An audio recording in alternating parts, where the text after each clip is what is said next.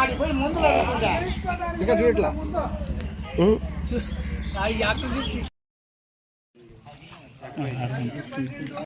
దండు పెంచలేదని ఇంకొక ఆయన తోపుకుంటారు.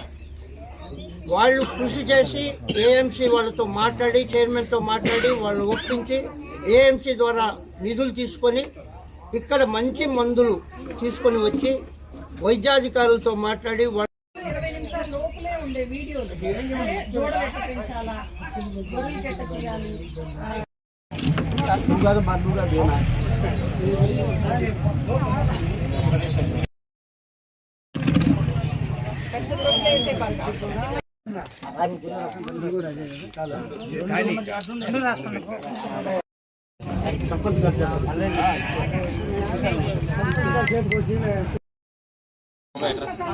సార్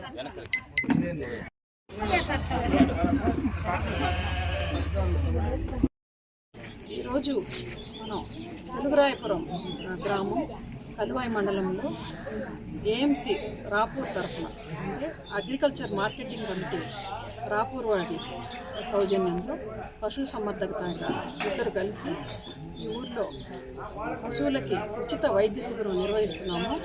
ఇక్కడ 3500 పశువుల పైన ఉన్నాయి.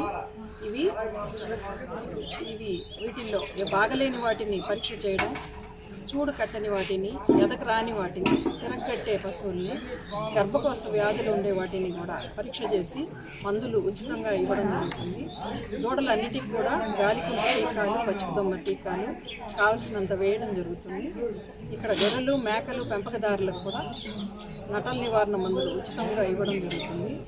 ఇది కాకుండా ఇక్కడ రైతులకి పాడి గురించి రేపు రాబోయే ఏప్రిల్ నుంచి మన ప్రభుత్వం తీసుకుంటున్న కార్యక్రమాలు ఎట్ట ముందుకెళ్లాలా అనే దాని గురించి, ఇదివరకు జరిగిన కార్యక్రమాల గురించి కూడా వాళ్ళకి అవగాహన కల్పించడం జరిగింది.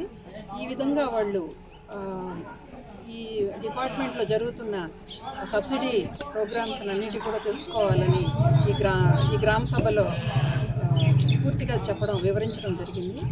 ఇంకా వీటిల్లో మన ఏఎంసీ వైస్ ప్రెసిడెంట్ గారు, ఇంకా డైరెక్టర్స్, మండల పార్టీ అధ్యక్షులు, మా డాక్టర్స్ అందరూ కూడా తమ వంతు పాల్గొన్నారు. ఈ గ్రామ సభని, ఈ శిబిరాన్ని చక్కగా ఉపయోగించుకొని రైతులు లబ్ధి పొందాలని కోరుతున్నాను. ధన్యవాదాలు. అందరికీ నమస్కారం.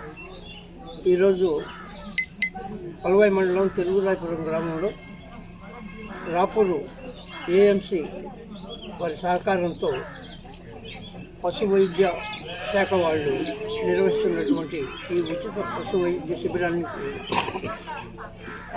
ప్రారంభించడం జరిగింది. ఈరోజు కూటమి ప్రభుత్వం రైతు సోదరుల శ్రేయస్సు కోసం చేస్తున్నటువంటి అన్ని ప్రయత్నాలను ఈ సభ ద్వారా వైద్యాధికారులు వివరించడం జరిగింది.